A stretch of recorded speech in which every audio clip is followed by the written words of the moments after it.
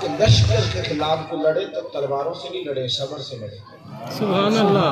اور صبر جیت گیا، تلواریں ہار گئی، حوصلہ جیت گیا، طاقتیں ہار گئی۔ بے شک امام علی مقام نے میدان کربلا میں صبر کر کے دکھایا۔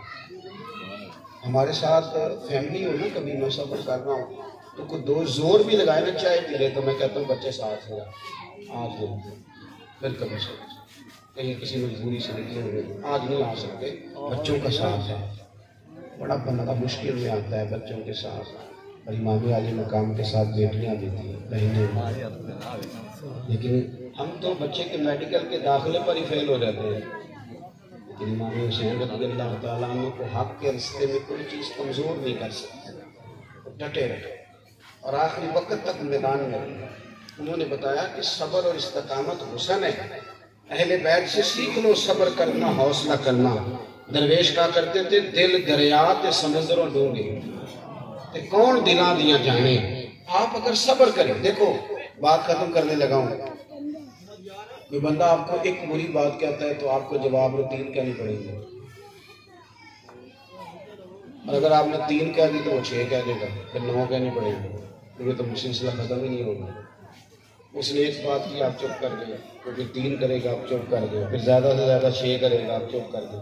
اگر آپ نہیں نہ بولیں گے تو 10 منٹ کے بعد وہ آپ سے کہے گا تو تم میں نے پاگل سمجھ لیا۔